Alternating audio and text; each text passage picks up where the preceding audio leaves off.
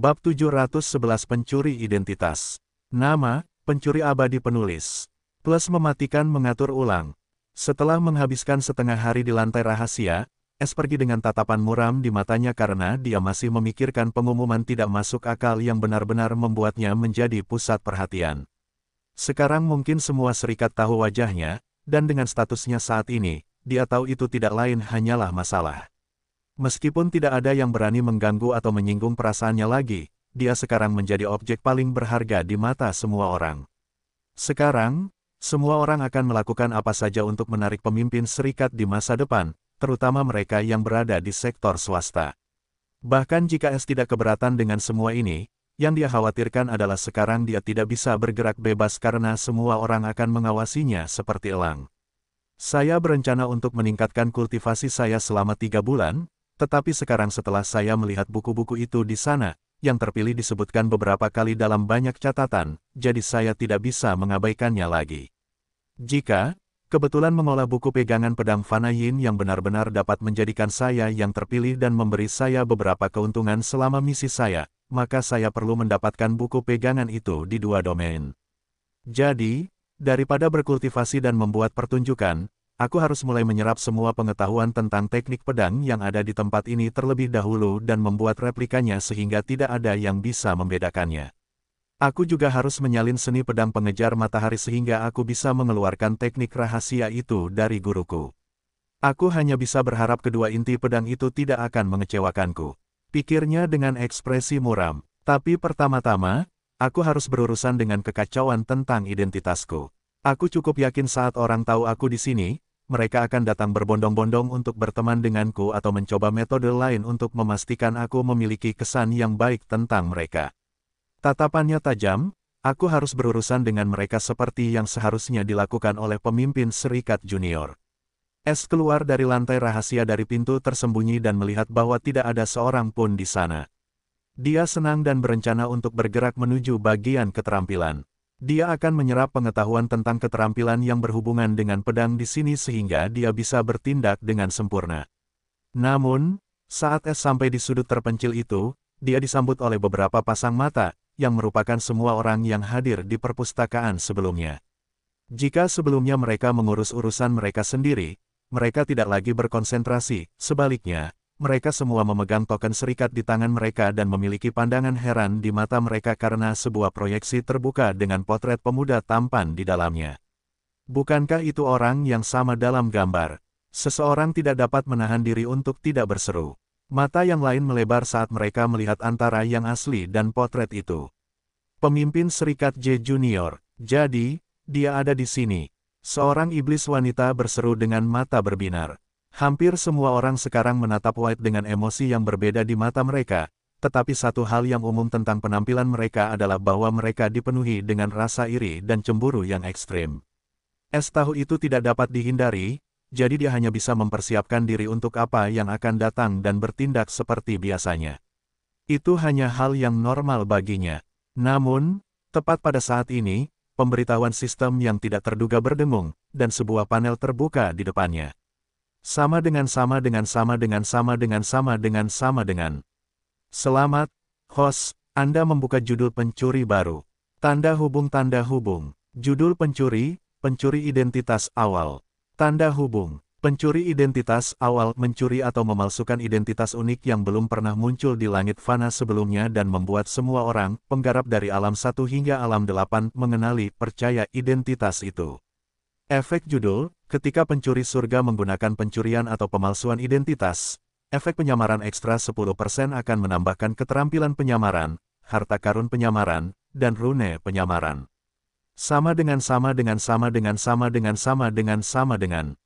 Es tercengang oleh perolehan tiba-tiba gelar pencuri baru ini, dan ketika dia membaca syarat untuk mengaktifkan gelar ini, dia tidak dapat menahan diri untuk tidak menghirup udara dingin dalam-dalam. Jadi, aku membuat para kultivator dari alam 1 hingga alam 8 percaya bahwa aku adalah master serikat junior yang baru. Maka kultivasi alam 8 harus menjadi pemimpin serikat. Es merasakan darahnya menjadi dingin ketika dugaannya tentang kultivasi pemimpin serikat itu tepat. Aku memang beruntung dia menaruh minat padaku, atau aku tidak akan dapat menghindarinya jika dia ingin menyakitiku, Es mendesah karena dia merasa lebih lega karena dia dapat keluar dari itu tanpa terluka dan bahkan mendapatkan gelar pencuri ini yang tampaknya cukup sulit untuk diperoleh. Ketika dia membaca detail tentang efek gelar, matanya bersinar dengan ekstasi karena peningkatan 10% itu cukup tinggi, dan syarat aktivasinya cukup sederhana karena dia hanya perlu menyamar untuk menikmati peningkatan 10% dalam penyamaran itu. Sistem, apakah Stealth dan Unsintif milikku termasuk dalam kategori skill cloaking? Tanyanya cepat. Ya, Es hampir tertawa terbahak-bahak karena ini berarti Stealth-nya yang tak berperasaan menjadi lebih kuat, dan dia bahkan memiliki seni Stealth baru di tokonya, jadi dia pasti akan mendapatkan banyak keuntungan dari gelar ini. Belum lagi kemampuan pencuri tak terlihat dari topengnya sudah tak tertandingi di bawah langit fana. Jika dia menambahkan 10% lagi dan topengnya sendiri adalah harta karun cloaking, jadi dia tidak berani membayangkan kemampuan cloaking seperti apa yang dimilikinya sekarang. Sekarang dia bahkan merasa itu semua sepadan. Tapi rasa bangganya dipatahkan oleh suara berat. Salam pemimpin Serikat Junior. Es menutup antarmuka dan melihat ke depan dan melihat iblis dengan sikap seperti bangsawan menghalangi jalannya dengan senyum sopan di wajahnya. Alih-alih membalas sapaannya, White malah berkata dengan nada dingin, minggirlah sebelum suasana hatiku hancur. Si iblis, dengan senyum sopan, langsung tercengang oleh tanggapan kasar ini, begitu pula orang-orang lain yang mengutuk si iblis karena menjadi orang pertama yang mendekati pemimpin Serikat Muda. Namun, sekarang mereka menertawakan kemalangannya.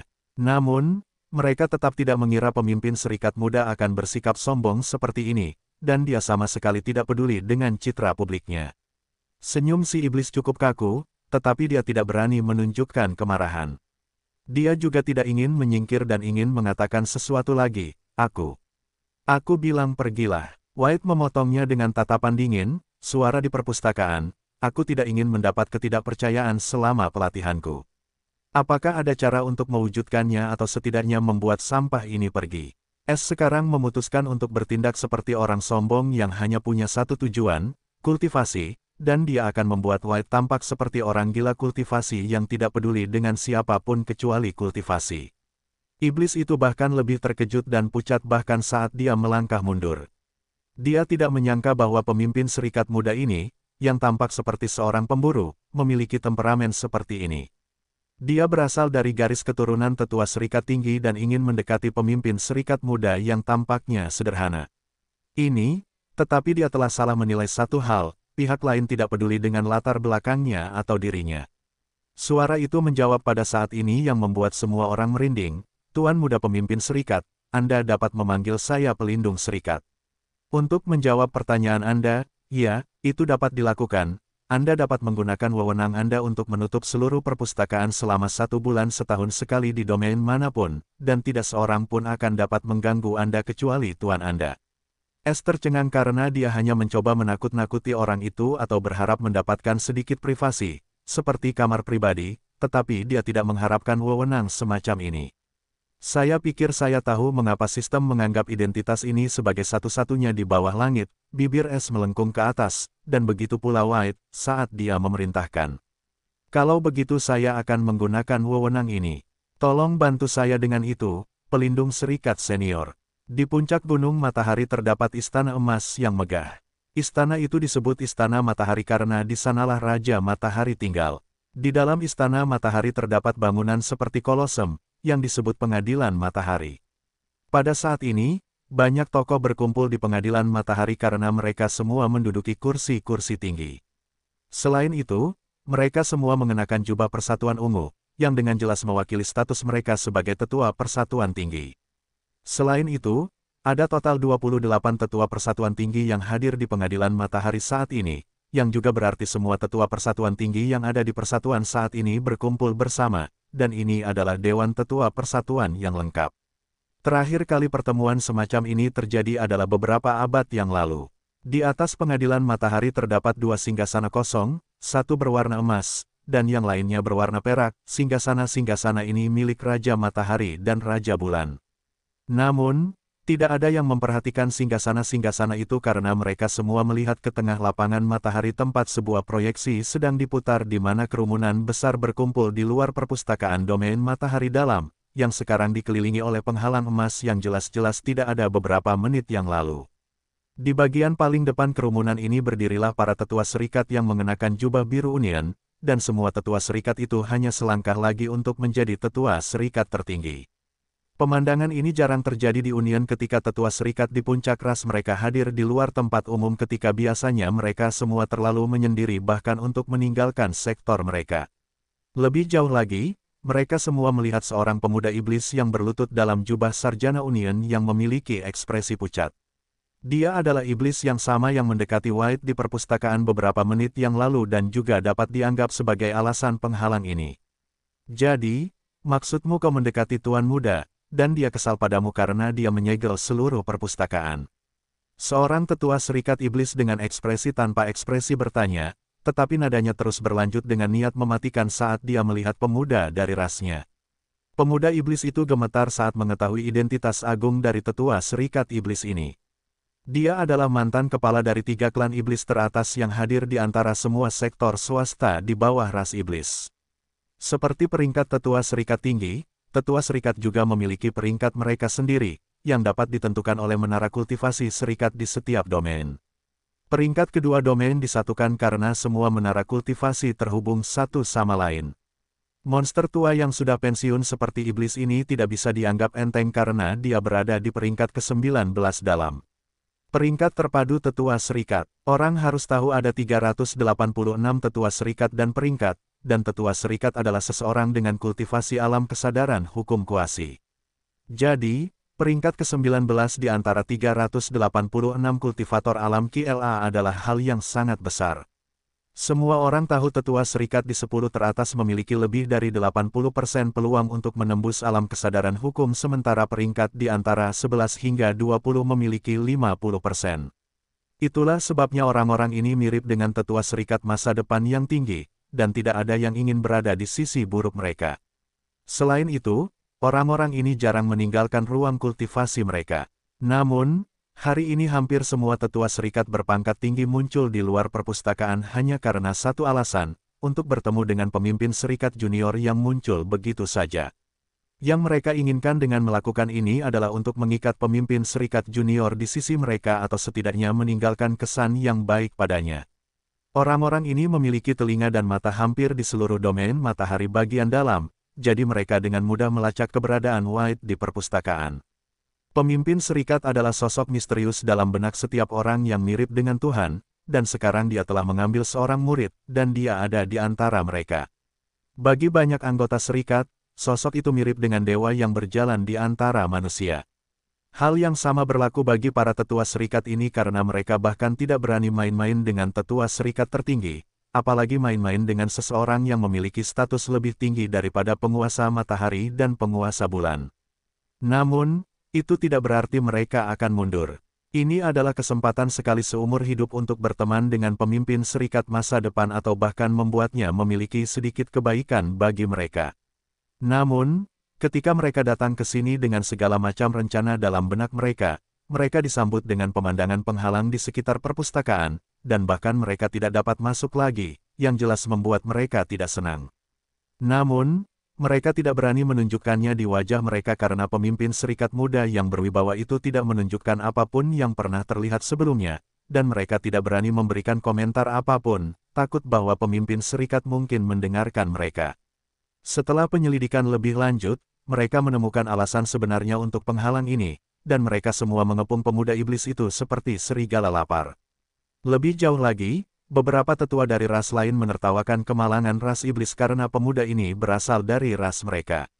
Sekarang setelah dia membuat marah pemimpin serikat junior, dia pasti memiliki ekspresi yang mengerikan dari ras iblis. Ras iblis biasanya tidak menempatkan orang lain di mata mereka, tetapi sekarang mereka benar-benar ketakutan oleh kejadian kecil ini. Berbagi sentimen yang sama dengan ras iblis adalah ras pemburu saat gadis ras mereka langsung menyerang pemimpin serikat junior. Namun, masalah ini masih dengan cepat ditekan oleh para petinggi di ras pemburu, sementara ras iblis bahkan tidak punya waktu untuk melakukan apapun karena seluruh kejadian ini disaksikan oleh banyak orang. Meskipun demikian, ras Hunter juga bertekad untuk membuat pemimpin serikat muda melupakan masalah ini dan membawa seluruh keluarga gadis itu untuk membuat mereka meminta maaf dengan berlutut di depannya.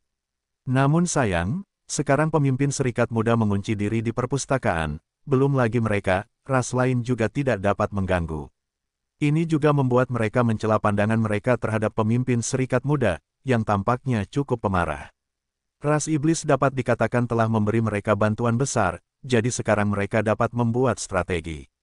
Tentang cara mendekati pemimpin Serikat Muda. Aku, pemuda iblis itu tidak dapat berbicara sepatah kata pun di bawah tekanan semua tetua serikat itu, dan dia tidak pernah mengira hari ini akan tiba ketika seorang tuan muda yang mulia seperti dia akan dibuat berlutut di depan umum oleh para tetua keluarganya sendiri. Mereka menatapnya seperti sedang melihat orang mati. Mereka mungkin akan membunuhnya jika mereka membutuhkannya untuk masuk ke buku bagus White. Pada saat ini, sebelum para tetua itu dapat bertanya lebih lanjut atau memperburuk keadaan bagi ras iblis, suara berat penjaga serikat terdengar. Apakah kalian semua ingin mengganggu ruang belajar Tuan Muda Persatuan? Ekspresi semua orang berubah hampir seketika, bahkan para tetua persatuan, mereka tahu keadaan akan memburuk, dan kemudian mereka akhirnya ingat bahwa kerumunan besar berkumpul di belakang mereka. Sebelum ada yang bisa menjawab, suara itu berdering lagi, kalian punya waktu 10 detik untuk berpencar, atau semua orang akan dihukum oleh sektor penegak hukum. Di dalam Sun Court, proyeksi perpustakaan domain matahari bagian dalam berakhir dengan kerumunan yang dengan cepat berhamburan ke segala arah. Lebih seperti mereka berlari untuk menyelamatkan diri. Bahkan para tetua serikat itu tidak berbeda. Sungguh memalukan, seorang tetua serikat iblis wanita yang mengenakan mantila biru berkata dengan dingin. Dia adalah tetua serikat iblis wanita ke-11. Bisakah kau menyalahkan mereka? Siapa yang tidak takut dihukum oleh divisi penegak hukum? Seorang pemburu berambut merah cantik di sampingnya mendengus, tetapi sedikit ketidakpuasan terlihat jelas di mata merahnya yang cantik.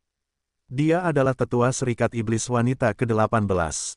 Ada 10 wanita yang duduk bersama di sebelah barat Sun Court, dan semuanya adalah tetua serikat iblis wanita yang berasal dari domain bulan.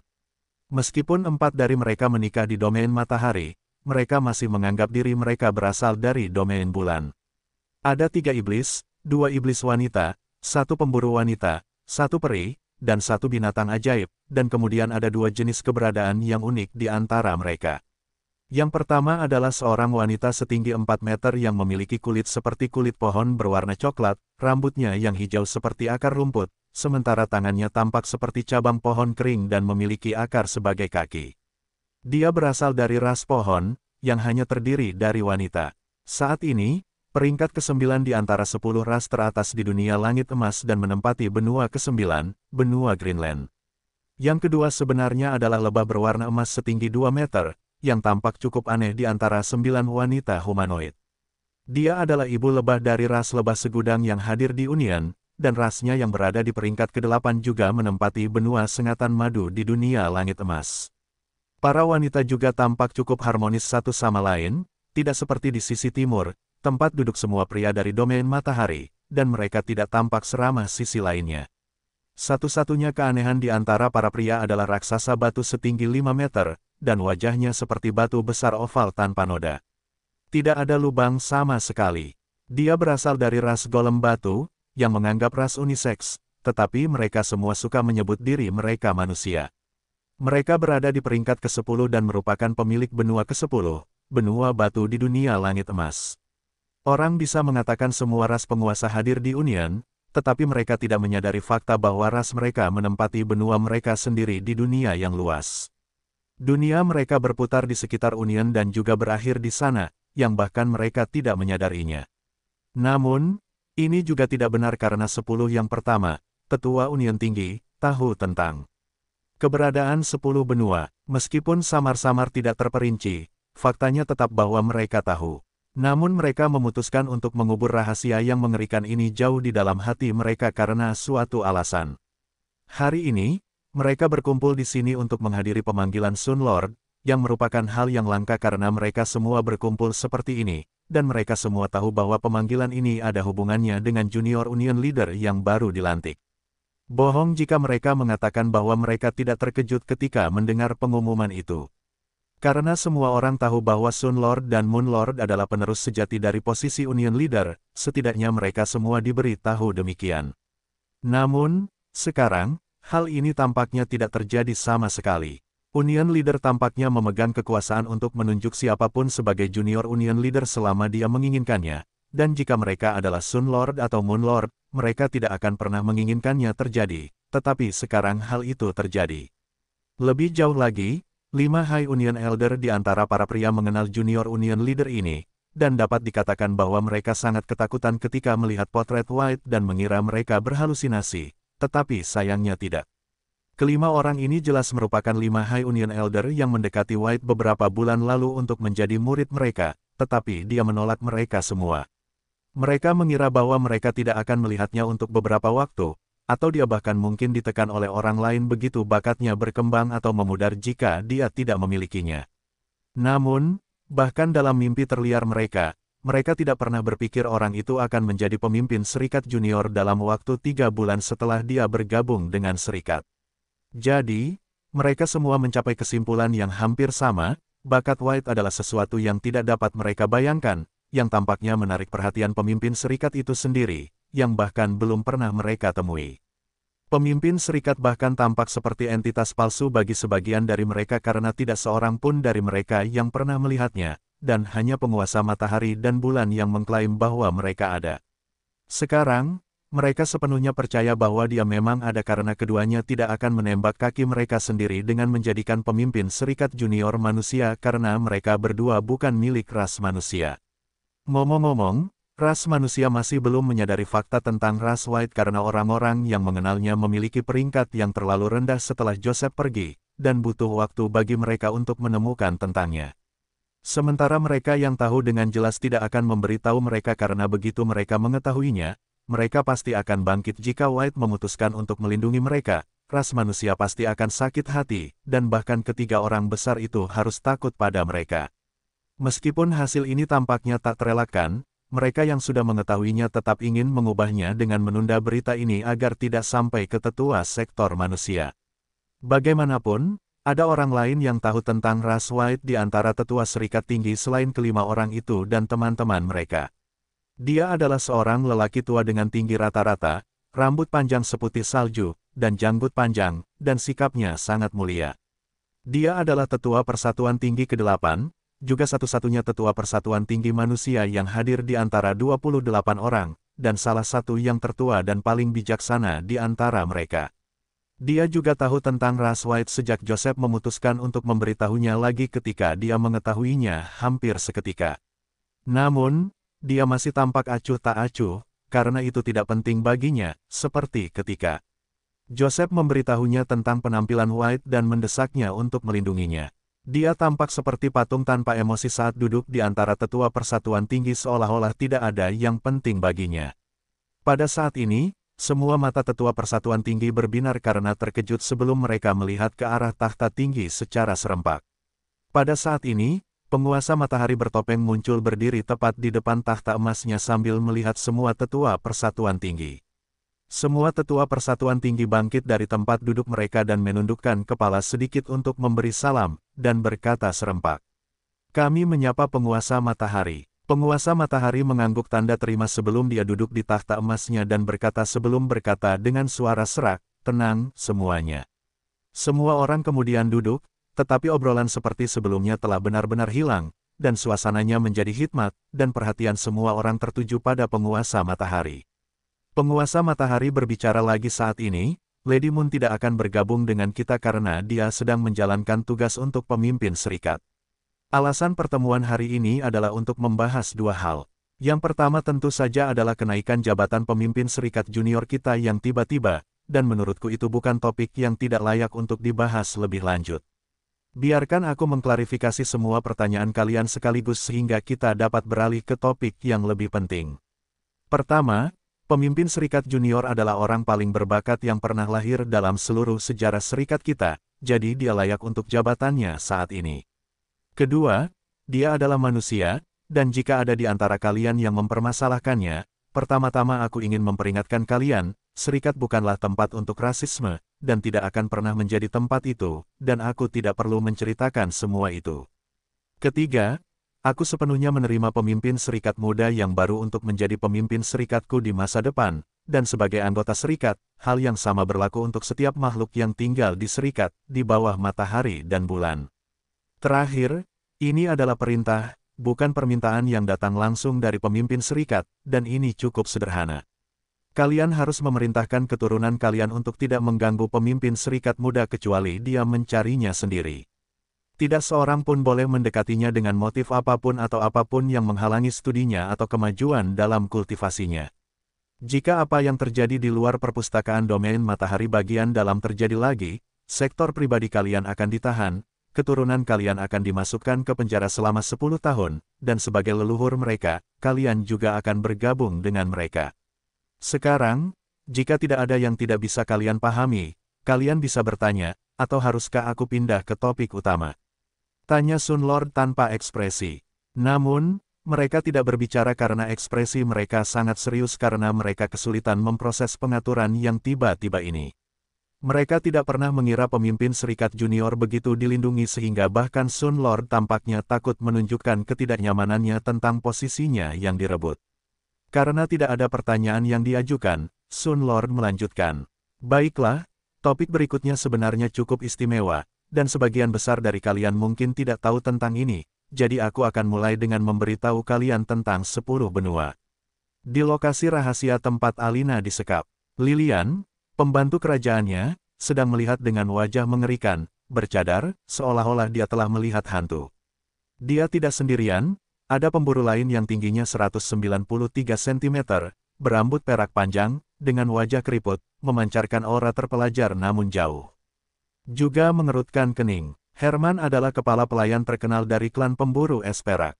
Bahkan penguasa es dan Ratu Es dengan hormat memanggilnya paman, dan dia juga ayah baptis Alina, dan dia memanggilnya kakek.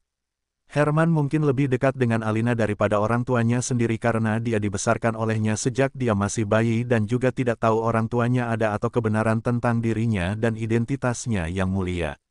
Namun, setelah dia ditangkap oleh Dream Shatter, dia menjadi sangat jauh dari Herman juga, yang datang untuk mengambilnya kembali tetapi berakhir bersamanya.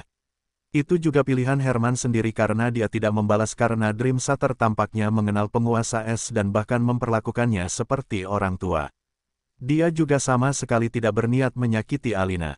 Dream Shatter bahkan membawa mereka kembali ke benua darah ketika dia tiba-tiba berubah pikiran di tengah perjalanan dan kembali, dan sejak saat itu, Herman, Lilian, dan Alina kehilangan semua kontak dengan dunia luar saat mereka dikurung di penjara mewah ini. Mereka diizinkan melakukan apa saja di sini kecuali mencoba melarikan diri.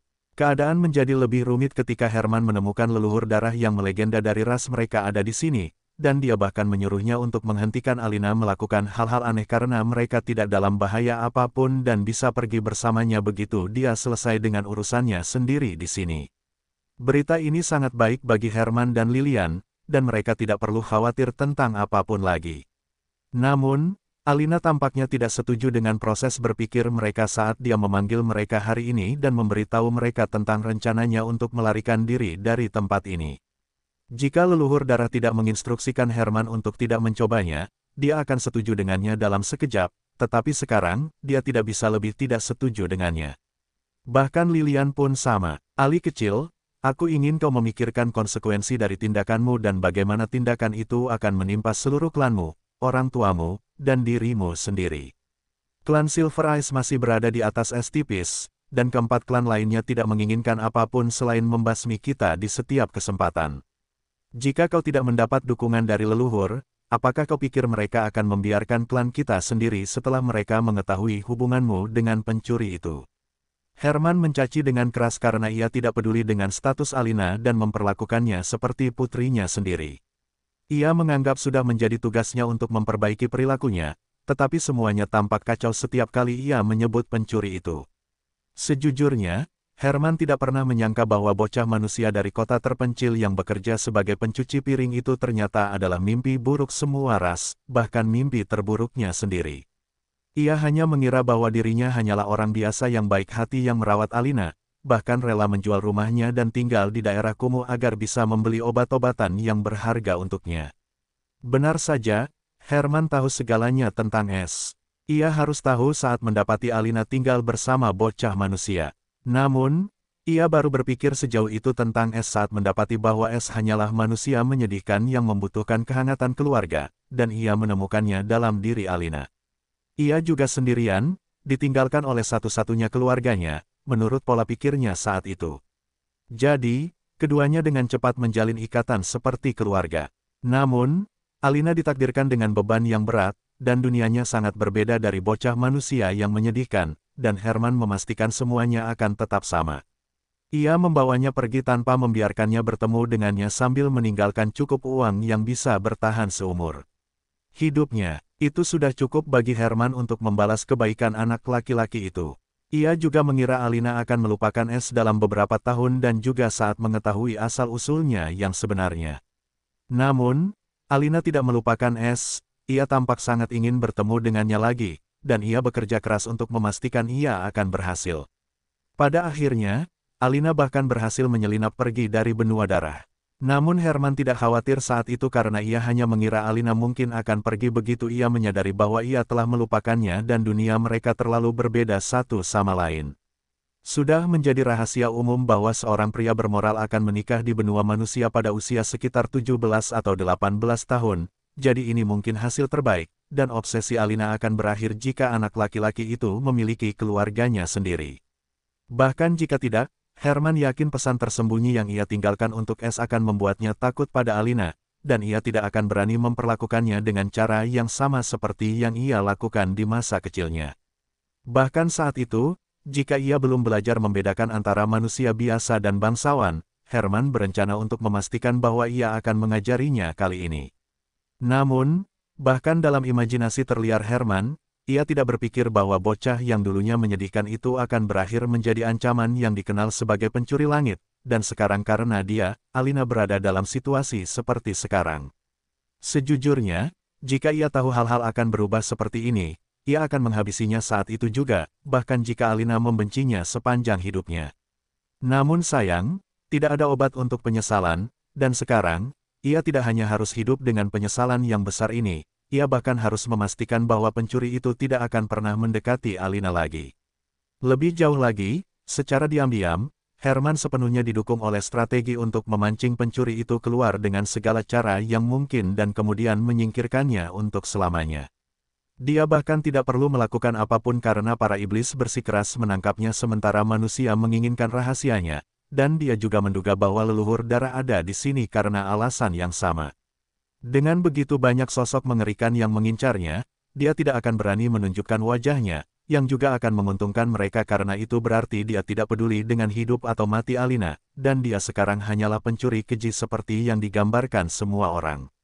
Namun, kekeras-kepalaan Alina berada pada level yang sama sekali berbeda karena dia sekarang langsung melarikan diri, dan dia dapat dengan mudah menebak alasan di baliknya. Dia mungkin ingin memperingatkannya tentang keterlibatan leluhur darah setelah dia mengetahuinya. Bahkan jika ada sedikit kemungkinan dia akan datang, dia sama sekali tidak ingin itu terjadi. Namun Herman bertekad untuk tidak membiarkan hal itu terjadi karena hal itu akan benar-benar menghancurkan klan pemburu es perak jika leluhur darah menjadi marah, belum lagi Alina akan kehilangan segalanya juga. Dia tidak percaya sedetik pun bahwa Alina tidak tahu itu. Namun, Alina menjawab dengan tatapan penuh tekad di matanya yang dingin, aku akan menghadapi konsekuensinya sendiri. Sekali saja, dengarkan aku dan bantu aku sekali ini saja. Herman menggelengkan kepalanya tanpa ragu saat dia menolak, aku tidak akan membiarkanmu menghancurkan masa depanmu untuk seorang pencuri yang mungkin bahkan tidak peduli padamu. Mata Alina bergetar saat auranya sedikit meningkat, dan dia membantah dengan tajam, dia seperti ini karena aku meninggalkannya hari itu. Kau membuatku meninggalkannya. Jika kau membiarkanku membawanya bersamaku, keadaan tidak akan pernah meningkat ke titik ini. Jika dia membenciku dan tidak peduli padaku, itu karena aku meninggalkannya di kota yang hancur itu, dan dia mungkin sudah mati jika dia tidak menjadi seperti sekarang ini. Air mata tiba-tiba muncul di matanya saat ekspresi dinginnya hancur, tidak meninggalkan apapun selain rasa sakit, penyesalan, kerinduan, dan kesedihan. Sepertinya dia tidak bisa menahan emosinya yang terpendam lagi saat dia gemetar seperti gadis kecil yang lemah. Dia tidak lagi terlihat menyendiri atau kuat seperti sebelumnya. Biarkan aku bertemu dengannya sekali lagi, dan jika dia tidak ingin melihatku, aku tidak akan pernah menunjukkan wajahku lagi. Tapi setidaknya biarkan aku meminta maaf padanya karena meninggalkannya ketika dia telah menyerah begitu banyak meskipun tahu aku hanyalah orang asing. Namun, aku selalu membuatnya kesakitan dan menderita, dan sekarang, sepertinya aku membantu bajingan-bajingan itu untuk membunuhnya. Jika dia membenciku atau meninggalkanku, aku tidak akan peduli karena aku pantas mendapatkannya. Dia terisak-isak sambil bergumam. Ekspresi Herman dan Lilian dipenuhi dengan kebingungan karena mereka belum pernah melihat peri pedang es dalam keadaan menyedihkan ini, apalagi menangis di depan orang lain. Tepuk, tepuk, tepuk. Pada saat ini, suara tepuk tangan bergema di aula yang sunyi, yang membuat ketiganya langsung waspada karena mereka tidak merasakan kehadiran apapun atau terlalu tenggelam dalam emosi mereka sehingga gangguan itu luput dari indera mereka. Ketika mereka melihat ke arah tepuk tangan, mereka melihat seorang wanita bertopeng tinggi berdiri di pintu sambil bertepuk tangan dengan anggun. Ketika dia melihat semua orang menatapnya, sebuah suara merdu bergema, dipenuhi dengan niat jahat, "Maafkan aku tidak bisa menahan diri ketika aku melihat pintu terbuka dan mendengar cerita menyedihkan itu. Aku sangat tersentuh. Perkenalkan diriku, aku adalah Putri Iblis Kekaisaran Ketiga, Leona. Lantai ke-20 Perpustakaan Domain Matahari Dalam. Lantai ini hanya dibuka untuk para tetua serikat atau anggota serikat tingkat tinggi karena lantai ini dipenuhi dengan teknik dan keterampilan alam manifestasi jiwa. Namun, saat ini, di bagian keterampilan, seorang pemuda berpakaian putih sedang mempelajari buku merah tebal sambil duduk di tengah perpustakaan sementara dia dikelilingi oleh tumpukan buku. Pemuda ini tentu saja S, yang telah menghabiskan sebulan penuh di perpustakaan tanpa melakukan apapun selain mempelajari semua jenis keterampilan pedang, seni, dan bahkan keterampilan rahasia yang ada di setiap lantai perpustakaan ini. Ketika S memulai ini, tujuannya sederhana. Dia ingin menggabungkan keterampilan pedang ini dan membentuknya menjadi gaya pedang pencuri abadi miliknya. Dia masih dalam tahap awal mengembangkan jalur pedangnya sendiri setelah memadatkan dua inti pedang surgawi.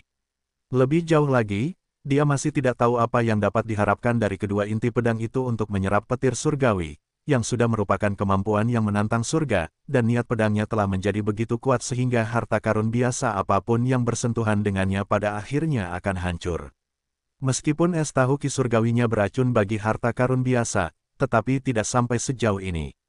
Meskipun demikian, es akhirnya menerimanya karena dia tahu dia harus membayar harga tertentu untuk menciptakan sesuatu seperti inti pedang pencuri dan mengembangkan gaya pedang pencuri abadi miliknya sendiri yang unik.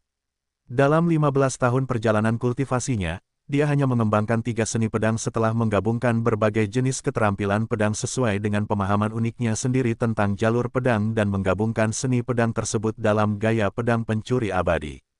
Lebih jauh lagi, dia belum mempelajari seni pedang baru atau mengerjakan sesuatu yang baru setelah inti pedangnya dibuat karena banyak hal terjadi setelah hukuman surgawi terakhirnya, dan pikirannya dipenuhi dengan pikiran lain selain mempelajari keterampilan pedang. Namun, dalam bulan terakhir ini, ketika dia bermaksud untuk mempelajari dan meniru beberapa keterampilan pedang dari serikat untuk menjaga penampilan White secara frontal dan tidak memperlihatkan keterampilan pedangnya sendiri, juga merupakan kebohongan untuk mengatakan bahwa S tidak tertarik pada keterampilan pedang dari serikat karena serikat pedang matahari dan bulan juga memiliki pedang dalam namanya dan keterampilan pedang terbang mereka sudah sangat luar biasa. Bagaimanapun, ketika ia mulai mempelajari keterampilan di atas tingkat manusia, ia menemukan sesuatu yang mencengangkan. S menemukan bahwa semakin ia mempelajari berbagai jenis keterampilan pedang, seni, dan keterampilan rahasia, kedua inti pedang kecil di ruang bela diri dan jiwanya mulai aktif. Entah bagaimana mereka mulai berputar saat ia membenamkan dirinya dalam mempelajari jalur pedang. Inti pedang pencuri jiwa berputar berlawanan arah jarum jam sementara inti pedang pencuri bela diri berputar searah jarum jam, benar-benar berlawanan satu sama lain. Meskipun kecepatannya bahkan lebih lambat dari siput dan hampir tidak terlihat, sebagai pemiliknya, S tahu bahwa mereka berputar, dan semakin rumit keterampilan yang dipelajarinya, semakin banyak inti pedangnya bergerak. Namun, poin utamanya bukanlah gerakan-gerakan yang membuat S terkejut dan tercengang, melainkan hasil yang dihasilkan dari putaran tersebut.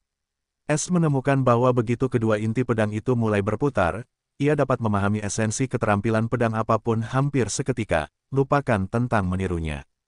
Tidak masalah apakah itu keterampilan bela diri atau jiwa, ia dapat langsung melakukannya selama ia mempelajarinya saat inti pedangnya berputar. Hal ini tentu saja membuat Es terpesona oleh kemampuan tersembunyi dari inti pedang pencuri. Seolah-olah, seperti dirinya, inti pedang itu dapat mencuri esensi keterampilan pedang itu dan memberikannya kepada Es.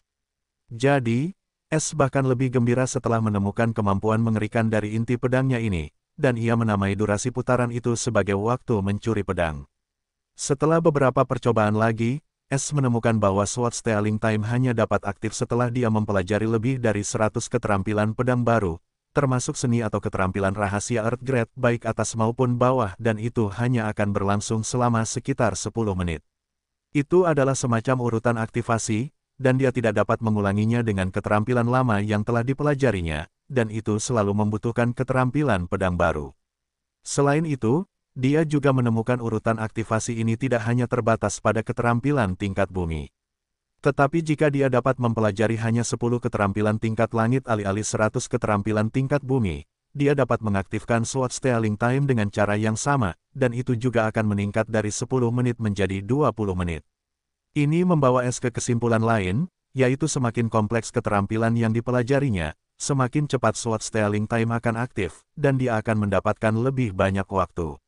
Namun demikian, hanya dalam 10 atau 20 menit itu, Es dapat dengan sempurna mempelajari dan melakukan semua keterampilan yang telah diingatnya untuk mengaktifkan Sword Stealing Time dan masih akan pergi dengan lebih dari setengah waktu reaming. Itu adalah tawar-menawar mutlak bagi Es, yang tidak perlu lagi menyalin atau meniru keterampilan pedang apapun dan dapat langsung mempelajarinya dan bahkan melakukannya dengan sempurna. Namun satu-satunya hal yang membuat frustrasi tentang Sword Stealing Time adalah Es tidak dapat menggunakan kemampuan ini pada jenis keterampilan lain kecuali keterampilan pedang, bahkan keterampilan jenis senjata lainnya. Namun dia juga tahu bahwa itu hanya keserakahan dirinya karena orang-orang akan benar-benar membunuh kerabat mereka sendiri hanya untuk mendapatkan kemampuan Sword Stealing Time yang dapat membantu mereka mencapai puncak jalur pedang. Jadi, dia tidak berkutat pada pikiran bodoh ini lebih lama lagi dan mulai mempelajari ilmu pedang di perpustakaan Matahari bagian dalam dengan lebih serius, dan dalam 1 bulan, dia telah mempelajari semua ilmu pedang yang ada di perpustakaan domain Matahari bagian dalam. Ini juga memberinya banyak inspirasi tentang cara mengembangkan gaya pedangnya sendiri lebih jauh dan mengukir semua ilmu itu ke dalamnya. Lebih jauh lagi, Es mendapati dirinya hampir menyadari hal lain tentang jalur pedang, tetapi setiap kali dia hendak memahaminya, itu terlepas begitu saja dari tangannya. Es punya firasat bahwa dia membutuhkan sesuatu yang jauh lebih mendalam daripada sekadar keterampilan tingkat langit untuk memahami hal itu.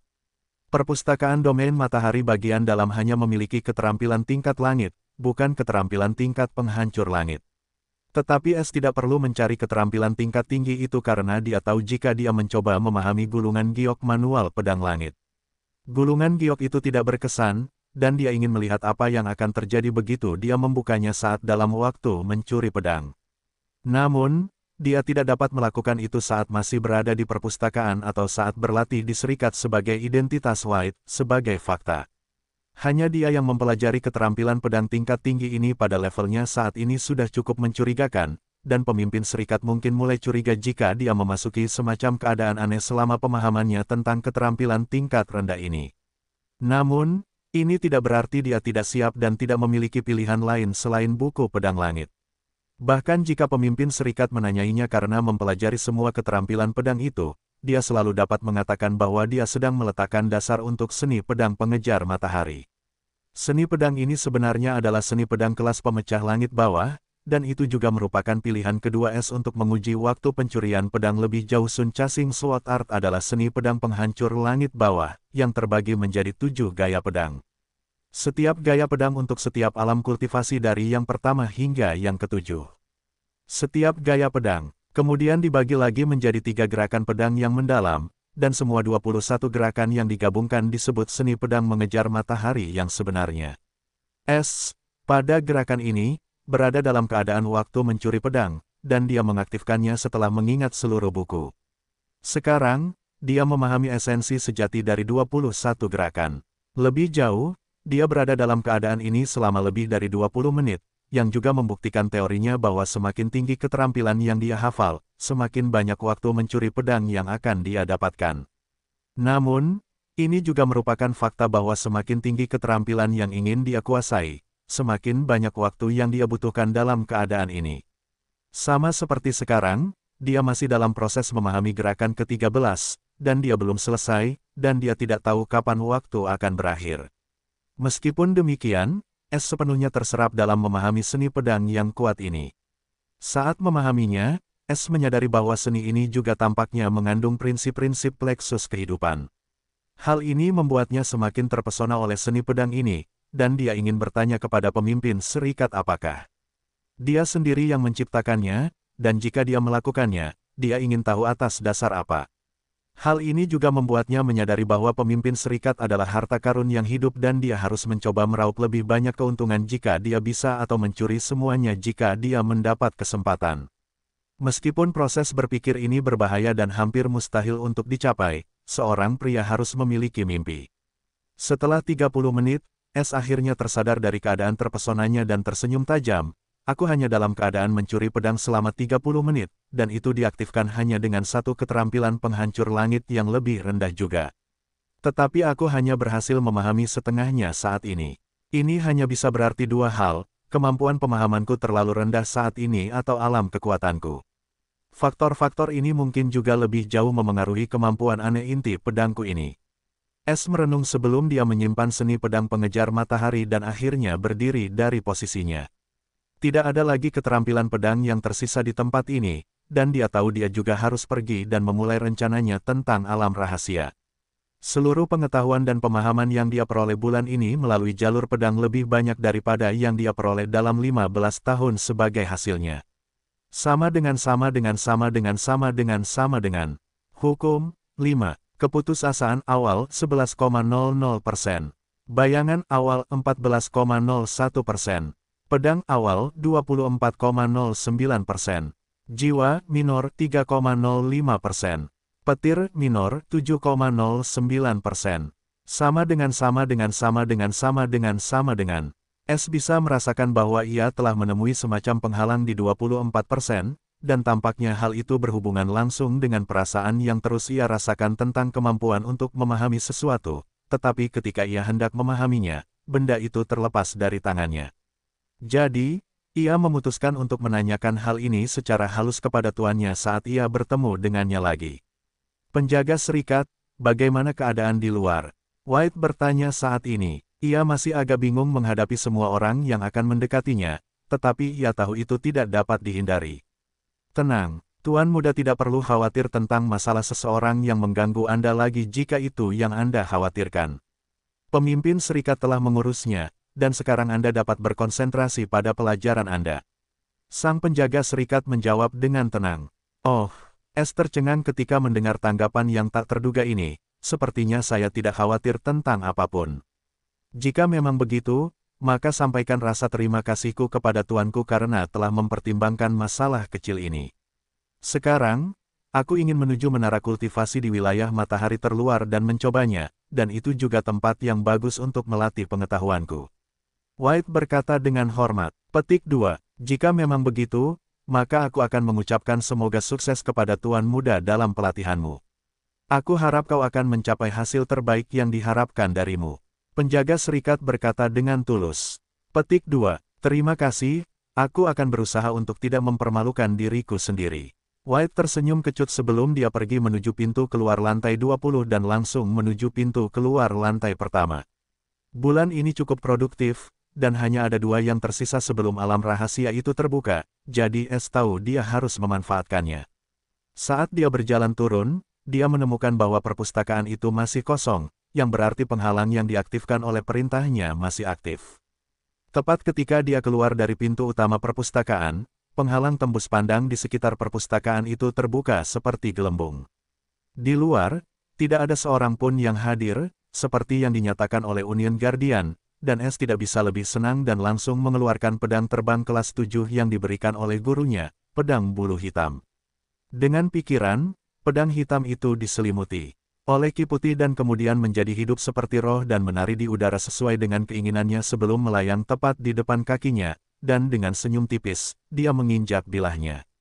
Saat ini, dia tahu ratusan keterampilan pedang terbang dan mengubah keterampilan ini menjadi miliknya sendiri, dan sekarang dia yakin bahwa dia sekarang bahkan bisa terbang di atas pedang tanpa memerlukan pedang terbang khusus. Tapi itu belum terlihat karena dia masih belum ingin menunjukkan keterampilan pedangnya yang sebenarnya, tetapi hanya sebagian kecil saja yang sesuai dengan citranya sebagai seorang jenius. Saat berikutnya, pedang terbang itu melesat cepat ke langit, meninggalkan cahaya hitam putih. Es mengendalikan kecepatannya hingga mencapai puncak pembudidaya sungai jiwa meskipun faktanya dia mungkin bisa melaju secepat alam embrio jiwa puncak dengan cahaya duniawinya dan secepat alam manifestasi jiwa tingkat menengah jika dia mengerahkan segenap tenaganya. Namun dia tahu jika dia mengerahkan segenap tenaganya, pedang ini, meskipun berada di tingkat 7, tidak akan bertahan lama, yang tidak terjadi pada pedang terbang baru ini yang sangat disukainya. Pada saat ini, ketika es baru setengah jalan menuju perbatasan antara wilayah matahari luar dan dalam, dia tiba-tiba merasakan sesuatu dan menghentikan pedang terbangnya di tengah udara. Setelah itu, pedang terbang lain muncul tepat di depannya, dan seorang pria jangkung muncul dalam pandangannya, mengenakan jubah ungu dari seorang tetua serikat tinggi berdiri di atas pedang terbang merah menyala. Dalam jubah High Union Elder, adalah seorang pemburu kepala merah tinggi yang tampan dan tampak berusia awal 30-an. Dia menatap White dengan mata merahnya yang tajam dan tersenyum ramah di wajahnya yang tampan. Dia adalah High Union Elder ke-22 dari ras Hunter, Grady. Es tentu saja terkejut melihat seorang High Union Elder, dari semua orang yang menghalangi jalannya meskipun mengetahui identitasnya dan jaminan yang dia dapatkan dari Union Guardian. Meskipun dia tidak melihat seorang pun di luar perpustakaan kecuali beberapa orang tersembunyi yang jelas-jelas memata-matainya, tetapi mereka tidak berani mendekatinya, jadi Es mengabaikan mereka. Tetapi orang ini tidak bisa diabaikan. Jadi, dia tampak hormat dan menyapa, "Salam, High Elder." Senyum Grady melebar, dan dia berkata dengan ramah, "Salam untukmu juga, Tuan Muda. Merupakan suatu kehormatan untuk bertemu dengan tuanku, dan rumor tentangmu yang pekerja keras sama sekali tidak benar. Kuharap aku tidak mengganggumu dengan kemunculanku yang tiba-tiba." Apakah dia seorang penjilat? Pikir Es, sementara White tetap tenang dan menjawab sambil menggelengkan kepalanya, "Tolong, jangan membuatku malu, Tetua Agung. Aku hanya menjalani jalur kultivasi seperti orang lain dan bekerja menuju masa depan serikat yang lebih baik. Mengenai kau yang menggangguku, kurasa orang sepertimu tidak akan menggangguku sama sekali." Grady mengangguk tanda mengakui karena senyum ramahnya tidak hilang dan berkata, "Kau memang gagah berani dan berbudi luhur. Aku tidak mengharapkan yang kurang dari tuan masa depan kita semua. Jadi, aku tidak akan membuang-buang waktumu yang berharga dan langsung ke intinya. Aku sebenarnya ditunjuk sebagai pengawalmu oleh Dewan Tetua Serikat Agung selama 1 bulan sebelum Tetua Agung lainnya menggantikanku. Siklus ini akan terus berlanjut seperti ini sampai kau sekuat kami, yang aku yakin kau akan segera menjadi sekuat itu." Apa? Es tercengang karena dia tidak pernah menyangka akan mendapatkan seorang tetua serikat tinggi sebagai pendamping. Ini adalah pakar alam kesadaran hukum de facto, dan dia akan menjadi pendamping junior alam sungai jiwa. Jika itu orang lain, mereka pasti akan bersukacita atas keberuntungan mereka, tetapi bagi Es, itu tidak lain hanyalah memberi lebih banyak batasan pada kebebasannya. Tetapi dia tidak bisa memberitahu mereka itu, bukan? "Tetua tinggi, bagaimana mungkin aku berani mengganggu orang sepertimu? Apalagi menjadikanmu pendampingku?" Aku tersanjung dengan perhatian Dewan Tetua Serikat Tinggi untukku, tetapi kurasa aku tidak perlu membuang-buang waktu tetua tinggi seperti ini. Aku akan baik-baik saja sendiri. White dengan cepat menolak. Grady menggelengkan kepalanya, ini adalah keputusan akhir yang dibuat dengan suara bulat. Bahkan penguasa matahari telah menyetujui ini, dan tuanmu juga tidak memberikan komentar apapun tentang ini. Ini dilakukan karena acaranya diadakan di sini setelah Anda menutup perpustakaan, dan kami cukup malu melihat perilaku para junior itu. Jadi, saya khawatir Anda tidak dapat menolak ini, dan ini demi keselamatan Anda sendiri dan demi kultivasi Anda yang damai. Jadi, jangan buat saya kesulitan, atau saya akan dihukum. Baiklah, sekarang setelah dia mengatakannya seperti ini, mereka mungkin mengirimnya ke sini setelah memikirkan bagaimana semua orang akan mencoba mendekati saya, dan saya menjadi sangat mudah kesal. Pemimpin serikat juga mempertimbangkan hal ini, dan itulah sebabnya dia mengurusnya untuk saya. Jangan bilang itu juga bagian dari tindakan balasannya agar tidak ada yang menggangguku, dan dengan adanya seorang tetua tertinggi yang selalu bersamaku, aku yakin tidak ada yang bisa mendekatiku, dan dia bisa membawanya kemanapun yang kuinginkan dengan lebih cepat, atau mereka hanya takut mereka akan terlibat jika seseorang dari keluarga mereka menyinggungku. Setelah S memikirkan manfaat memiliki seorang tetua tertinggi sebagai pendamping, dia akhirnya menyerah. Selain itu, dia tampaknya tidak punya pilihan dalam hal ini karena bahkan penguasa matahari yang licik itu pun menyetujuinya. Kalau begitu aku akan merepotkan tetua tertinggi. White tersenyum kecut. Grady tidak bisa menahan senyum lebar ketika White setuju dan berkata, "Jangan khawatir, aku tidak akan mengganggu tindakan Tuan Muda, dan kau bisa pergi kemanapun yang kau inginkan. Anggap saja aku sebagai pelindung yang melindungi dari jauh." White mengangguk dan berkata, "Baiklah kalau begitu. Mari kita menuju menara kultivasi di wilayah matahari terluar." Aku sedang menuju ke sana. Sedikit keterkejutan melintas di mata Grady saat dia bertanya, "Wilayah matahari luar? Mengapa kamu tidak pergi ke menara kultivasi wilayah matahari dalam?" Menara itu memiliki ujian dan lantai yang lebih maju daripada menara kultivasi wilayah matahari luar. Oh, mereka tidak tahu tentang warisan sejati yang tersembunyi di menara kultivasi itu. S teringat kata-kata pemimpin serikat. "Bukan itu. Itu semacam tugas dari tuanku bahwa tanpa membersihkan kedua menara kultivasi wilayah matahari dan bulan, aku tidak dapat memasuki menara kultivasi wilayah dalam. Hal yang sama berlaku untuk menara kultivasi wilayah inti. Lebih baik bagiku untuk mendapatkan dan membangun pengalamanku." White kemudian dengan cepat membuat alasan seolah-olah dia baru saja mengingat sesuatu. S sengaja tampak tegang saat berbohong kepada seorang tetua tinggi karena dia mungkin akan diamati, dan jika dia berbohong seperti seorang profesional, maka itu akan benar-benar menimbulkan kecurigaan. Grady secara alami menyadari petunjuk itu dan berpikir, mungkinkah pemimpin serikat telah memberinya lebih dari sekadar tugas ini? Mungkin benar, tetapi bagaimana mungkin seseorang bisa menjadi pemimpin serikat begitu saja? Pasti ada cobaan yang jauh lebih sulit daripada yang bisa kita bayangkan. Dengan proses berpikir ini, Grady mengangguk dengan sungguh-sungguh, "Sepertinya aku telah melewati batasku. Tadi, maafkan aku, Tuan Muda. Pergilah, aku akan membawamu ke sana lebih cepat. Tolong berdiri di belakangku." S dengan senang hati menurutinya karena itu akan benar-benar menghemat lebih banyak waktu daripada yang diantisipasinya, jadi dia menginjak pedang merah Grady, yang baru saja meningkatkan ukuran pedang terbangnya, sementara S menyimpan pedang bulu gelap. Grady kemudian menyelimuti White dengan ki merahnya yang lembut untuk melindunginya sebelum dia tiba-tiba melihat ke arah tertentu dan mendengus dingin. Kemudian, pedangnya bergerak, berubah menjadi garis merah dan menghilang hampir seketika. Hanya lebih dari 1 mil jauhnya dari tempat Grady dan White baru saja menghilang, beberapa sosok tiba-tiba keluar dari hutan sambil berkeringat deras. Mereka adalah iblis, pemburu, setan, manusia, dan setiap ras yang hadir di wilayah matahari bagian dalam. Mereka semua memiliki seseorang yang hadir dalam kelompok ini dengan ekspresi muram dan mengerikan. Tampaknya peringatan Dewan Tetua Tertinggi untuk tidak mendekati pemimpin Serikat Muda bukanlah sekadar kata-kata kosong. Mereka bahkan mengirim Tetua Tertinggi untuk memastikan kita tidak dapat mengganggunya. Seorang iblis kuning pucat berkata dengan muram. "Tetua Tertinggi jelas melihat kita, jadi kita mungkin tidak akan lolos dari hukuman kali ini. Yah, setidaknya ini akan memberi pelajaran kepada orang-orang bodoh yang masih ingin diam-diam mendekati Tuan Muda." Seorang iblis mendengus frustrasi. "Baiklah, aku akan pergi dan melaporkan ini, dan kuharap aku tidak akan melihat kalian semua dalam waktu dekat." Seorang kurcaci mendengus sebelum dia dengan cepat terbang menjauh. Yang lain sama karena mereka tidak berani lagi tinggal di sana, takut tetua tertinggi serikat akan kembali untuk menghukumnya. Manusia dalam kelompok itu sama, tetapi ekspresinya paling jelek dari kelompok itu saat dia berpikir sambil terbang menuju sektor manusia. "Jangan katakan padaku seperti yang diprediksi kepala klan, para tetua tertinggi ras lain benar-benar melakukan ini dengan sengaja untuk menghentikan ras manusia bangkit dengan membentuk hubungan yang baik dengan Tuan Muda, yang jelas-jelas dari ras kita menara kultivasi Serikat Pedang Matahari dan Bulan dikenal sebagai nama lain di antara anggota serikat, menara ujian.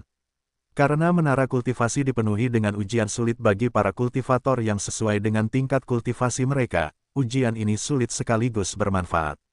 Tidak hanya kultivator yang belum berpengalaman yang mengalami pertempuran nyata, ujian kecerdasan, dan bahkan pengalaman hidup dan mati dapat diperoleh di menara ini, selama orang yang mengikuti ujian tersebut siap menghadapi konsekuensinya. Lalu ada peringkat menara kultivasi. Peringkat ini dapat diperoleh dengan tampil kompeten di menara kultivasi serta dengan menaiki lantai menara kultivasi. Peringkat ini juga mewakili simbol kekuatan dan prestise di serikat, dan para petinggi tidak hanya diberi lebih banyak sumber daya dan hadiah unik dari menara kultivasi itu sendiri, tetapi sektor swasta juga mencari mereka sebagai target perekrutan. Baik peringkat domain matahari maupun bulan bersifat bulat, dan ada batasan peringkat yang ditetapkan pada domain menurut lantai menara kultivasi yang ada di domain tersebut. Menara kultivasi domain matahari luar hanya memiliki 10 lantai, jadi peringkatnya dimulai dari 50 juta dan berakhir di 1 juta. Peringkat tersebut tidak dapat melampaui peringkat ke 1 juta kecuali pemeringkat tersebut pindah ke menara kultivasi domain dalam dan mengambil bagian dalam uji cobanya, dan hanya batasannya yang akan turun ke 1. Masalahnya, peringkat di bawah 100.000 semuanya ditempati oleh instruktur serikat yang hanya sedikit lagi untuk menjadi tetua serikat. Pada saat yang sama, 10.000 teratas semuanya adalah tetua serikat dan monster tua seperti kepala klan lama di sektor swasta semuanya berada di antara 100 teratas. Peringkat ini juga memutuskan ras mana yang lebih kuat dari yang lain dan memiliki lebih banyak ahli. Pada saat ini, menara kultivasi domain matahari luar dipenuhi oleh mahasiswa serikat dan cendekiawan serikat, mereka semua menatap layar proyeksi yang menyala di atas menara setinggi 1.000 kaki. Layar proyeksi ini setinggi menara. Layar itu dipenuhi dengan nama dan nomor, yang dimulai dari 1 juta dan berakhir pada 1.100.000. Instruktur serikat yang baru diangkat biasanya menempati 100.000 peringkat teratas di atas peringkat 1 juta, dan tempat-tempat ini dan semuanya sebagian besar milik domain matahari dan bulan dalam. Seorang mahasiswa serikat dapat langsung menjadi cendekiawan serikat karena mereka lulus ujian di alam bangunan fondasi atau langsung memasuki alam sungai. Sementara cendekiawan serikat dapat menjadi instruktur serikat hanya dengan lulus ujian ketika kultivasinya mencapai alam inti sungai platinum atau lebih tinggi. Terakhir, menjadi tetua union dari sarjana union bahkan lebih sulit karena mereka tidak hanya harus menjadi seorang kultivator alam manifestasi jiwa, tetapi mereka juga harus menyelesaikan tugas khusus serta melewati setidaknya 20 lantai menara kultivasi. Sedangkan untuk tetua tinggi union, alam kesadaran hukum adalah satu-satunya tuntutan yang merupakan persyaratan tersulit dalam dirinya sendiri. Semua mahasiswa union dan sarjana union di luar menara kultivasi domain matahari luar jelas tidak ada di sini untuk menantang peringkat karena mereka tahu bahkan instruktur union yang ada di domain matahari luar tidak dapat muncul dalam daftar peringkat di menara, apalagi orang lemah seperti mereka. Mereka hanya ada di sini untuk mendapatkan pengalaman atau mengasah keterampilan bertarung mereka. Masuk ke menara kultivasi juga tidak gratis karena setiap kali mencoba akan dikenakan biaya 100 kredit union, dan itulah sebabnya hanya orang-orang kaya yang akan datang ke sini sementara yang lain lebih suka menghabiskan 100 UC itu di pavilion kultivasi union. Namun, pada saat ini, suasana tenang di luar menara kultivasi tiba-tiba pecah ketika seseorang melihat pedang terbang tiba-tiba turun, dan dua sosok berjalan turun.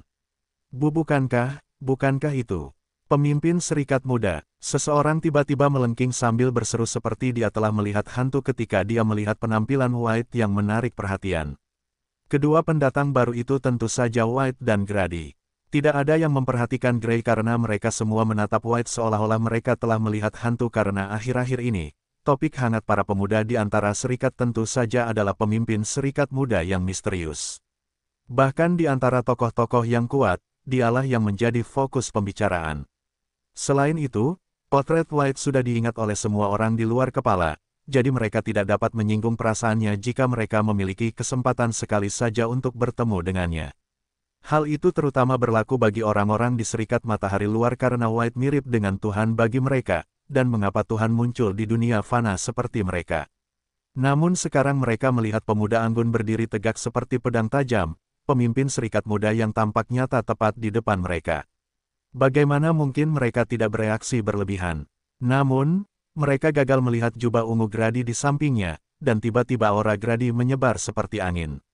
Saat berikutnya, orang-orang itu tersadar dari silau mereka ketika mereka merasakan tekanan seperti gunung tiba-tiba jatuh di atas mereka, dan mereka akhirnya menatap Grady. Mata Grady tanpa emosi. Saat mereka melihat semua junior itu, dengan sedikit rasa jijik, dia dengan tenang berkata, Tuan Muda akan menggunakan menara kultivasi, mengosongkan daerah sekitarnya, dan tidak seorang pun diizinkan memasuki radius 1 mil di sekitar menara kultivasi.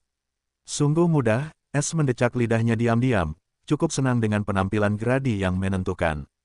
Namun, ia harus terlihat seperti seseorang yang hanya peduli dengan kultivasi, bukan status atau seseorang yang menikmati sorotan. Jadi, ia segera berkata dengan hormat, "Tetua Agung, tolong, tidak perlu mengusir rekan-rekan kultivator ini.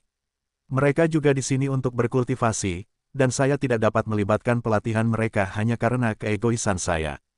Selama mereka mengurus urusan mereka sendiri, saya rasa kita tidak perlu mengambil tindakan seperti ini.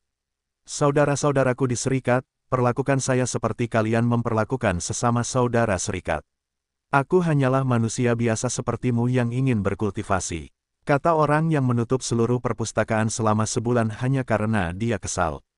Grady menahan keinginannya untuk memutar matanya karena dia tidak bisa menunjukkan perilaku seperti itu kepada pemimpin serikat muda kecuali dia ingin menarik kemarahan rasnya dan juga pemimpin serikat. Lebih jauh lagi, ini semua menguntungkannya karena dia pikir White akan menjadi sombong dan angkuh selama dia bersamanya dan memerintahnya, yang juga merupakan pikiran dari hampir semua tetua serikat tinggi. Tapi sekarang, sepertinya White tidak sombong seperti yang terlihat karena dia menutup perpustakaan. Dia tampak seperti seseorang yang hanya peduli dengan kultivasinya dan mengurus urusannya sendiri dan tidak akan memamerkan otoritasnya selama tidak ada yang memprovokasi dia. "Sesuai perintahmu, tuanku." Grady tersenyum ramah sebelum dia menelusuri kembali auranya yang mengerikan, dan semua orang yang ditekan oleh aura Grady beberapa saat yang lalu merasa seperti mereka telah lolos dari neraka. Di depan penggarap alam kesadaran hukum, semuanya semut. Lebih jauh lagi, cara mereka memandang White berubah entah bagaimana karena mereka sekarang memandangnya dengan lebih hormat dan rasa hormat. "Aku akan kembali." White mengangguk pada Grady sebelum dia menuju pintu masuk besar menara kultivasi, dan semua orang yang menghalangi jalannya dengan cepat minggir dengan ekspresi hormat, dan mereka bahkan menundukkan kepala. Tanda hubung tanda hubung tanda hubung. Pemimpin serikat, yang duduk di atas singgasananya, sedang melihat proyeksi besar White yang baru saja memasuki menara kultivasi, dan saat berikutnya, proyeksi itu menjadi gelap. Matanya yang tak terduga berkilauan dalam kilatan aneh saat menatap proyeksi gelap itu, salah satu dari sedikit tempat di mana aku tidak bisa mengintip. Saat Es melangkah masuk ke dalam menara kultivasi, dia disambut oleh kegelapan, tidak ada apa-apa selain ruang kosong yang gelap, yang membuatnya terkejut, dan ketika dia berbalik, dia menemukan pintu masuk juga telah menghilang. Sebelum dia bisa membuka peta takdir untuk melihat apa yang sedang terjadi, sebuah suara statis berbunyi, token pewaris matahari dan bulan telah terdeteksi. Pesaing matahari dan bulan baru untuk kursi yang terpilih telah muncul. Pesaing matahari dan bulan nomor 23, apakah kamu ingin mengaktifkan ujian pedang matahari dan bulan di menara matahari kecil yang disiapkan oleh Dewa Matahari? Es terkejut ketika dia mendengar apa yang dikatakan suara itu, token pewaris matahari dan bulan. Apakah itu berbicara tentang token pemimpin serikat juniorku di cincin penyimpananku?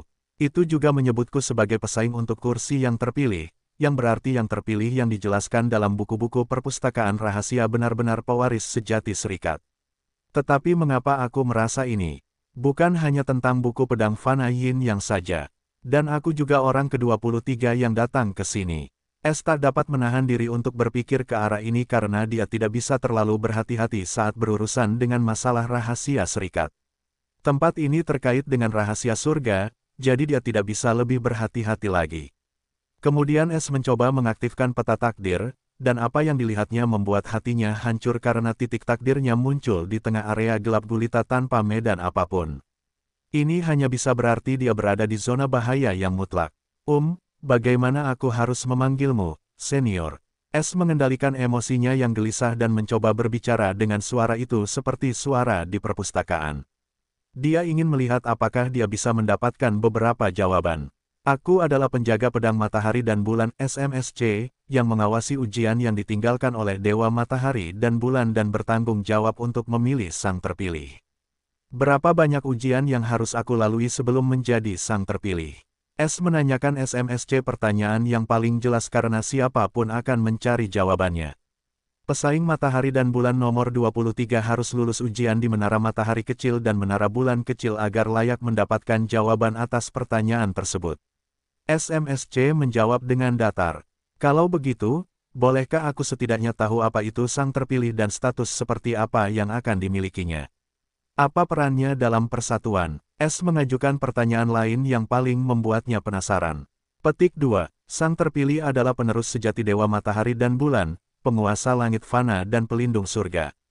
Ketika sang terpilih muncul, persatuan matahari dan bulan akan bangkit menuju kejayaannya. SMSC menyatakan tanpa emosi apapun di balik suaranya. S mengangkat alis, penguasa langit fana. Apakah ini berbicara tentang langit fana? Dan pelindung langit juga cukup ambigu dan mengarah ke banyak makna. Sepertinya pemimpin serikat bahkan mungkin tidak tahu apa tujuan serikat dan tujuan sebenarnya memilih seorang murid adalah agar dia bisa mendapatkan rahasia itu.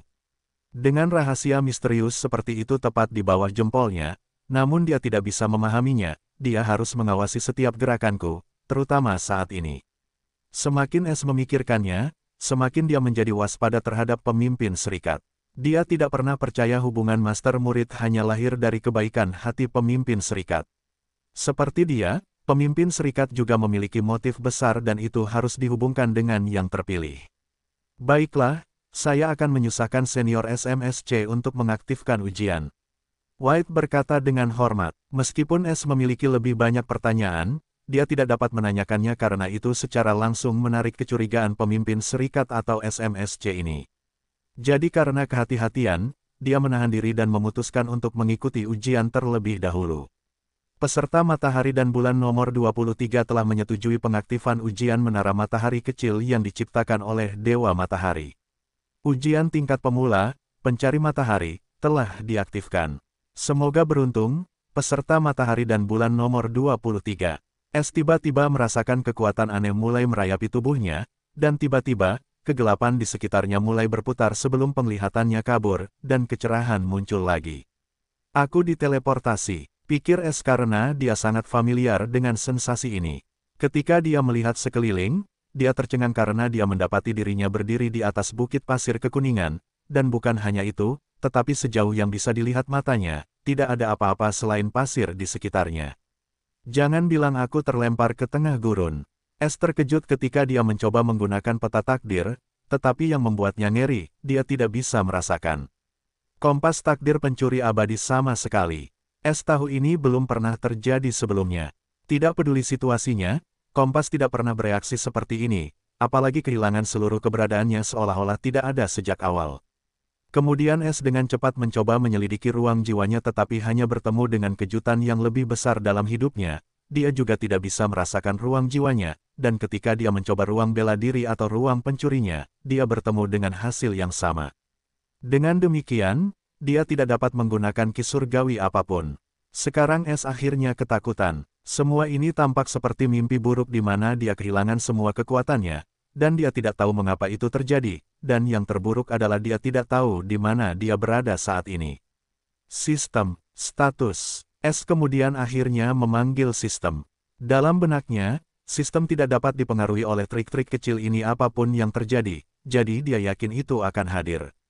Namun, S mulai kehilangan kendali ketika tidak peduli seberapa sering dia menelepon, sistem tidak akan menjawab apapun yang terjadi dan dia juga tidak dapat membuka antarmuka sistem.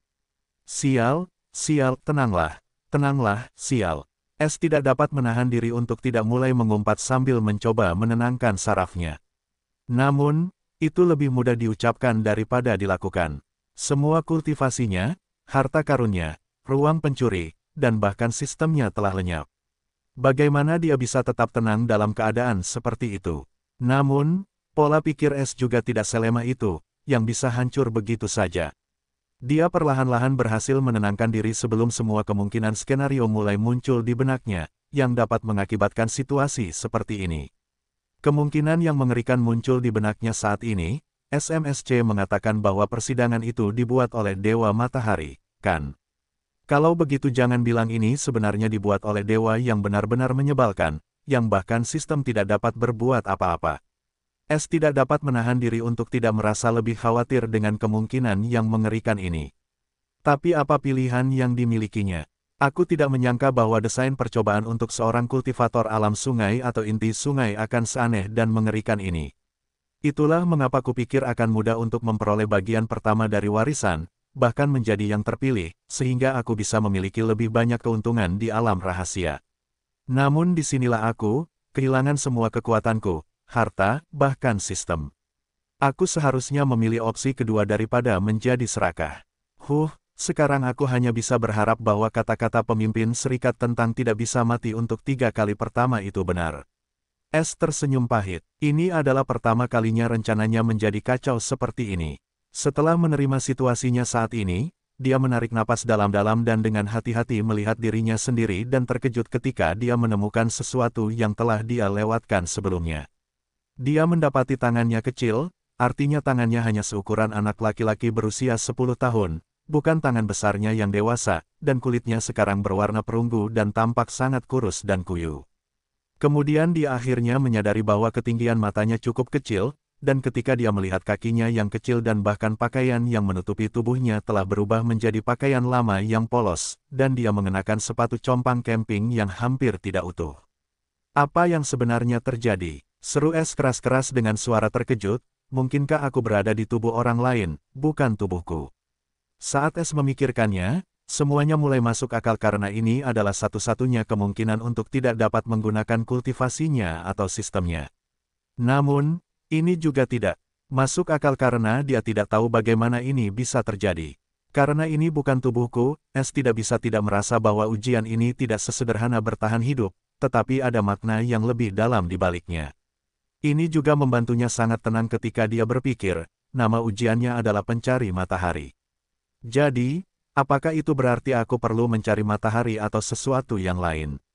Tidak bisa menahan diri untuk tidak melihat ke langit, yang menyemburkan api karena saat itu tengah hari, dan matahari berada tepat di tengahnya.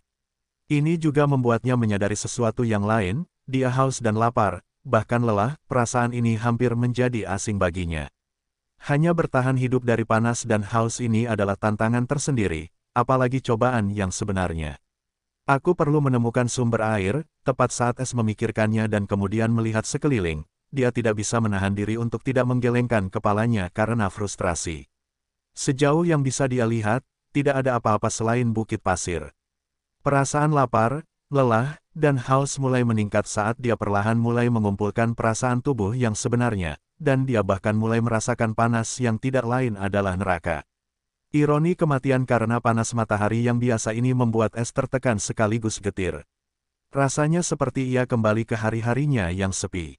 Satu-satunya perbedaan adalah keadaannya jauh lebih buruk. Tepat pada saat ini, ketika hendak bergerak ke arah utara karena berdiri di sana sama saja dengan mati, sebuah suara berat terdengar, yang membuatnya terkejut karena bahasa suara ini adalah sesuatu yang tidak dikenalnya. Manusia dari kota matahari, kau telah melakukan penghujatan dengan melemparkan batu ke patung Dewa Matahari yang suci dan memanggil dewa dengan kata-kata kotor. Hal ini sangat tidak menyenangkan bagi Dewa Matahari. Namun, Dewa Matahari mencintai anak-anaknya dan tidak dapat melihat mereka berjalan di jalan yang salah ketika mereka masih bisa diselamatkan. Dulu kau adalah penganut sejati Dewa Matahari. Bahkan ketika klanmu dieksekusi secara tidak adil, kepercayaanmu pada kehendak Dewa Matahari tidak pernah goyah. Namun, kau terpengaruh oleh kata-kata seorang gadis penghujat dan kemudian diasingkan ke gurun matahari untuk mati di bawah murka Dewa Matahari. Tapi kau masih percaya kata-kata gadis sesat itu meskipun sudah hampir waktunya bagimu untuk menerima kematian dan kembali ke tempat lahir Dewa Matahari. Dewa Matahari yang baik hati tidak ingin anaknya yang dulu berbakti berubah menjadi pendosa. Bergembiralah, wahai pendosa, karena mengingat pengabdianmu sebelumnya dan pengorbananmu, Dewa Matahari telah memutuskan untuk mengirim sebuah revolusi. Bunuh pencari matahari, dan kau akan terlahir kembali sebagai pewaris sejati matahari.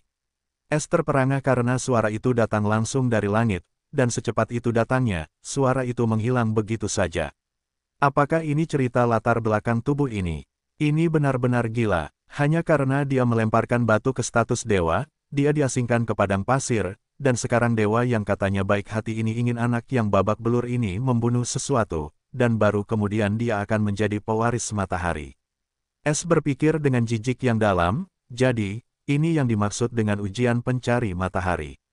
Tepat pada saat ini, tiba-tiba merasakan getaran di bawah kakinya sebelum semua pasir mulai bergetar, dan es mulai tenggelam ke dalam bukit pasir seperti pasir hisap. Tapi dia cepat bereaksi, dan dengan kakinya yang digigit, dia lolos dari tenggelam hidup-hidup. Namun, tidak ada permukaan yang keras, jadi seluruh pasir itu sama, tidak peduli seberapa keras dia berjuang. Tiba-tiba, tepat di belakangnya, dia mendengar suara ledakan, dan getarannya juga berhenti. Saat dia memutar kepalanya untuk melihat apa ledakan kecil itu, matanya membelalak. Ia melihat dua capit besar berwarna kuning mencuat dari dalam pasir beberapa meter dari posisinya, dan sesaat kemudian capit itu mulai merangkak naik, dan tak lama kemudian pemilik capit tajam itu merayap naik dari dalam pasir. Hanya lengan capitnya yang tebal saja yang panjangnya 2 meter sementara tubuhnya sepanjang 4 meter dan memiliki 18 kaki seperti laba-laba sementara di belakangnya terdapat ekor sepanjang 5 meter yang memiliki jarum hitam tajam sepanjang 3 kaki. Itu adalah kalajengking besar. Tetapi hal yang paling menarik perhatian dari kalajengking ini adalah simbol matahari yang bersinar keemasan tepat di tengah karapasnya. Hati Es hancur saat dia dengan mudah menebak mengapa benda ini muncul entah dari mana dan simbol matahari itu adalah sesuatu yang sangat dikenalnya, itu adalah simbol dari domain matahari, yang membuat kalajengking besar itu. Sang pencari matahari, aku harus membunuh.